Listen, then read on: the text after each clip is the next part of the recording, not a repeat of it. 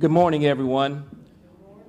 I'm Reverend David W. Green, Sr., Senior Pastor of Purpose of Life Ministries and President of the Concerned Clergy of Indianapolis. This press conference is being conducted in conjunction with Dr. Wayne L. Moore, Senior Pastor of the Olivet Baptist Church, President of the Baptist Ministers Alliance, Dr. Stephen J. Clay, Senior Pastor of the Messiah Baptist Church, City County Council District 13, and other concerned clergy and community members.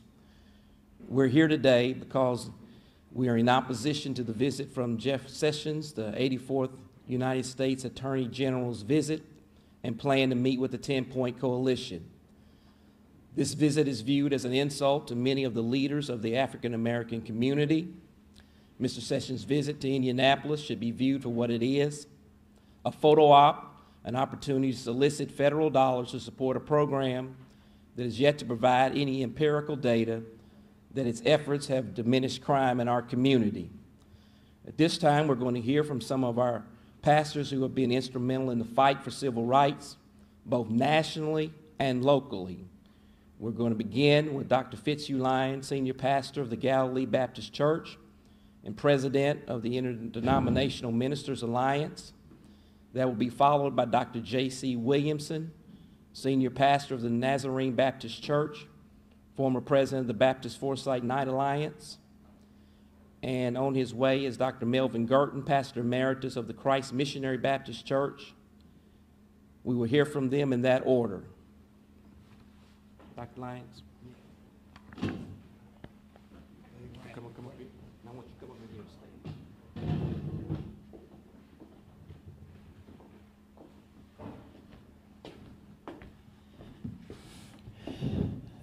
I'm Pastor Fitzhugh Lyons of the Galilee Missionary Baptist Church, and I am highly insulted and appalled that Jeff Sessions is coming to our town when he is not for civil rights. I lived it. I'm 83 years old. So whatever you want to know about it, I can tell you. I experienced going to Mississippi and have to get off the sidewalk. I wasn't born there, I was born in Elkhart, Indiana. And I know when I traveled south, it was a Mason-Dixie line. And Sessions fought hard against Dr. Martin Luther King. He was a young man then, and he kept everything going the way the South had it going. And Sessions is trying to come here and tell us he's gonna help us in the black community. It's a farce. And I'm not in love with that because it's not so. And the rest of our community that endorses that, I'll tell them I'm not in favor of that. We need to get more and more unity among us. And we are having it too. We're doing it. That's why you see us here today. Because we are speaking out. We represent most of our people. And we're speaking out against it. Whoever is for it, we are not for it. We are against it. So with that, I'm going to let you ask me anything you want to ask me. Reverend Williams is coming now.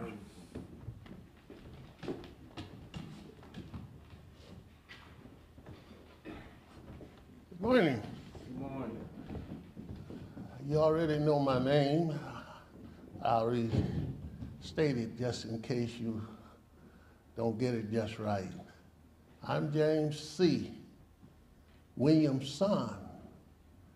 Now, they leave that S-O-N off on many places. But I'm glad to be here today. I'm 89 years old. And I grew up in Mississippi.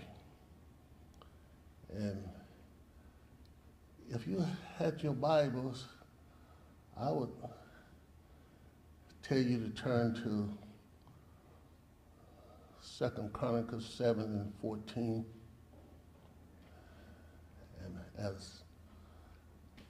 And now when I read that, I think about the doctors. They usually give us a prescription when they diagnose the case. So our problem has been diagnosed, and the prescription has already been written. What we really need to do today is fill the prescription. In chapter 2 Chronicles 7:14. If we fill that prescription, the answer is in there. Not just session. I believe in teamwork. He's not on our team. So I'm not really want to play with a fella that's not on the team with me. It's kind of like being a fighter. You go in the ring and fight. You go back to your corner and sit down, and your people that's supposed to give you some refreshment hit you upside the head. That's what Jeff Sessions is. We out here fighting, and him and our president is, every time we try to get something going, they got another alternative for us.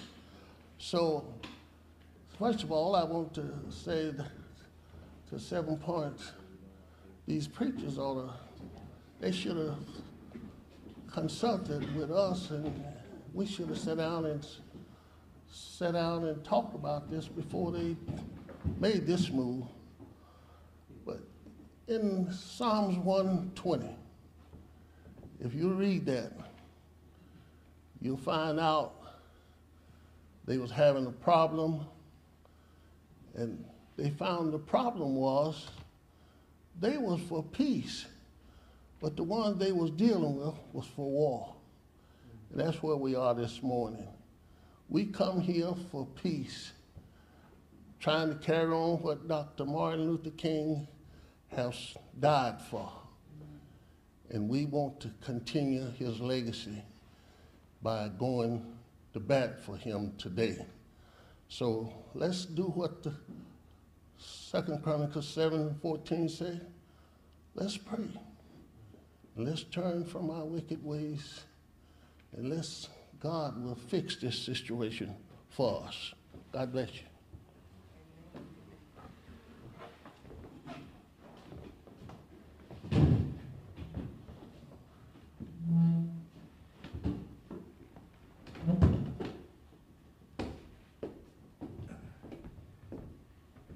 God bless you today. I greet you today in the name of peace, Jesus Christ, our Redeemer. I am appalled. I'm disturbed about the Attorney General coming to our city. I do not believe we ought to welcome him. He's a racist. He's a liar.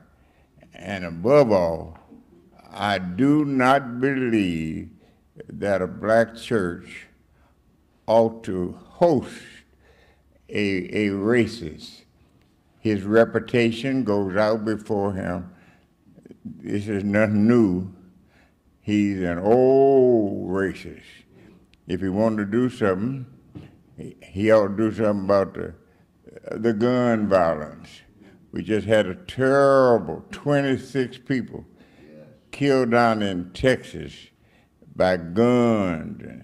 And the Republicans and the president and his attorney general, they ain't gonna get on that, the NRA, whatever it's called. And I'm just hurt, and I'm disturbed. I think every preacher in Indianapolis ought to be disturbed about that attorney general. I don't even want to call his name. going over to Barnes United Methodist Church. It's a total disgrace.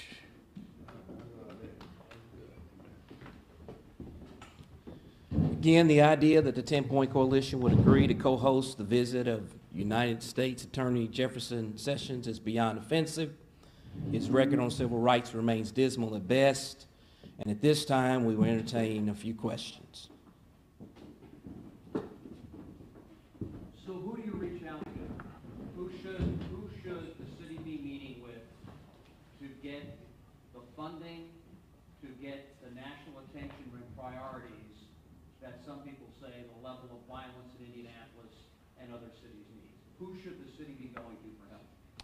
This time, I'm going to ask Councilor Stephen Clay, who is the City County Councilor, to come and address that issue since he is most acquainted with financing in our community. Good morning, Rich. I think that's a great question. I think what we first have to do is all we can as a city to address our own issues.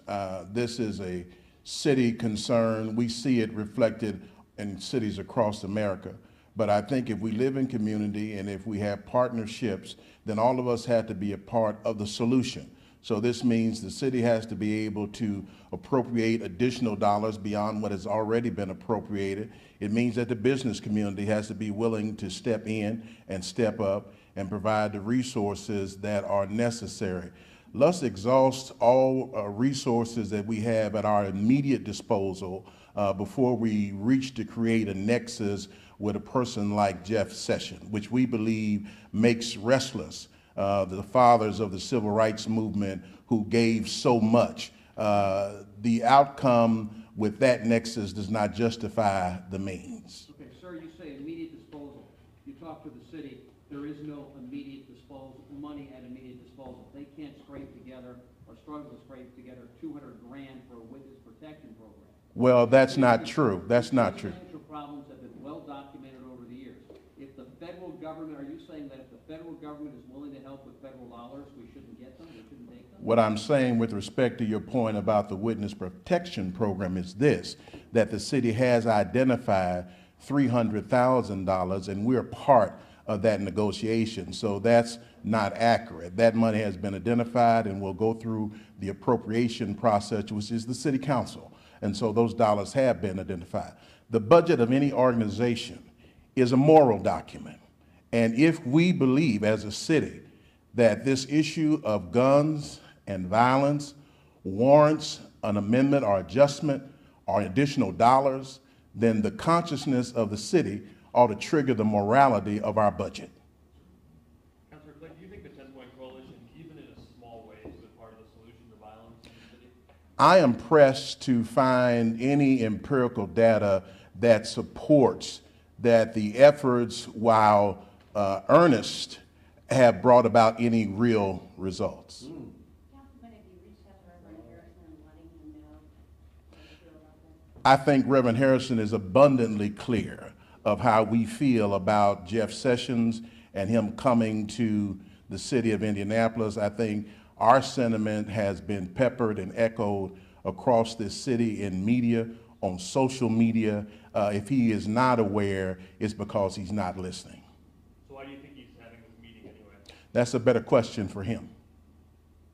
Have you shared your concerns with Attorney General Hill as well? I have not had the opportunity to meet with Attorney Hill, so I've not discussed it with him, but I am sure he is aware that he's very much dialed in that this play today is a bad play.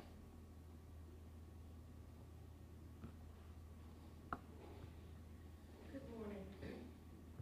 It was just in the media not too long ago that the 10-Point Coalition had been given, several $100,000.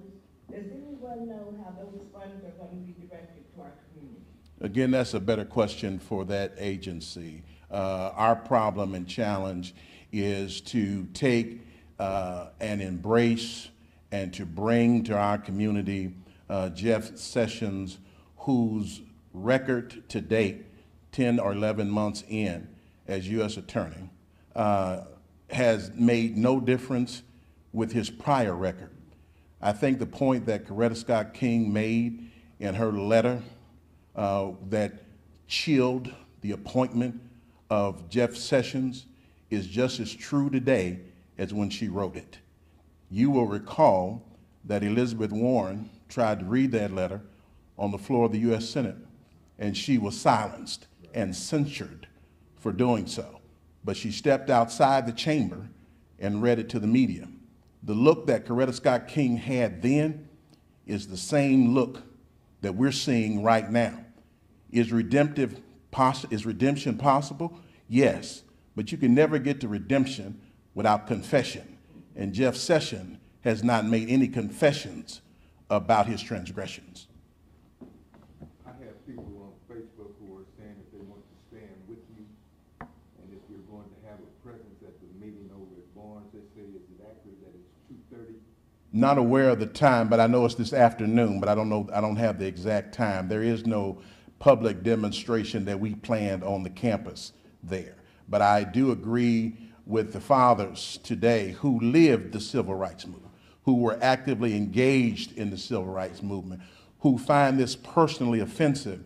We stand with them today. That's why they opened up this press conference, because they wanted to provide a context for this conversation that I hope will not be overlooked by the media when they roll this out today. All right? You said that you consider 10-point efforts to be earnest, but you've not seen any evidence that they're successful. Do you have any guidance for them on how you would have them move forward if they were going to be a better benefit to this community? We would look forward to the opportunity to have a healthy collaboration and discussion about the issue that faces our community. We can't address the issue in silos. And so we would look forward to having a healthy, robust discussion with them. But we do want to be able to always have the right to say, we think this is a bad call. And unequivocally, we say today that this indeed was a bad call. Is there any ongoing collaboration or discussions between the people who are here and 10-point Coalition? We're certainly open to have those discussions. None have been set, but we're open to have it. Okay? All right. Are you willing to reach out to Reverend Harrison, counsel, to see if he's willing to sit down? Is there a way that we can use this as an opportunity to come together? I mean, people are trying to get us to battle back and forth. Well, I prefer conversation and collaboration over conflict, but I also believe that you have to be able to speak truth to power. I believe you leave the door of communication open so you can say you've exhausted every opportunity, and that's what we want to be able to do here, to say that the door of cooperation is indeed open, but on this particular issue, we cannot stand in support of. All right, thank you. Would you agree that this is very important press conference based on the fact that the conversation that's going to occur with Attorney General Jeff Sessions and the Reverend is one that is looking at duplication across this nation, and that empirical data that you referenced, that it's extremely important that we know that this initiative is one that is based on empirical data, because it's one that appear to be want to be replicated across this nation. I think those that are earnestly willing to provide resources to the 10-point to expand their efforts will ask those critical kinds of questions with respect to what have you done and what has its impact been. To the extent that those questions are not asked, it suggests that the 10-point coalition has become more of one thing than it is another. Thank you.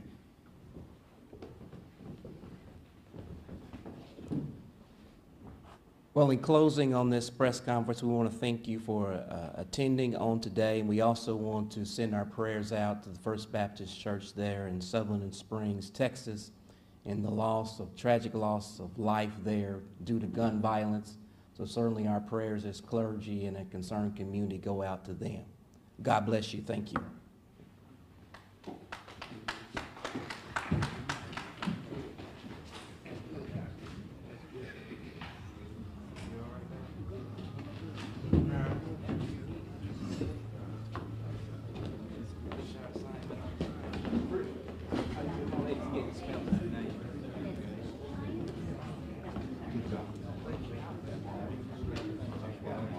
mic, sir.